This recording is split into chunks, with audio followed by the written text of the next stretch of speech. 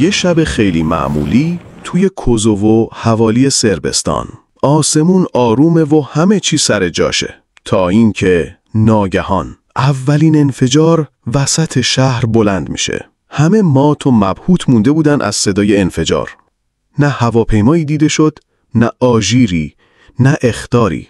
این اولین بار بود که آمریکا شبح پرنده B-2 اسپریت رو توی عملیات واقعی به کار می برد. مستقیم از خاک آمریکا بلند شده بود.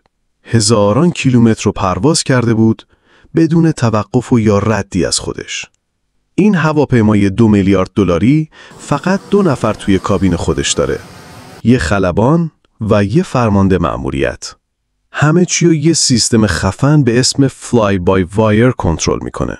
یعنی هر حرکت کوچیک هواپیما توسط کامپیوتر تنظیم میشه و خودش تصمیم میگیره چی جوری تو هوا بمونه، مثل یه موجود زنده. این فقط یه قسمت کوچیکی از ویژگی‌های این شبح آمریکایی بود. اگه میخوای اطلاعات کاملتری ازش داشته باشی، این زیر کلیک کن.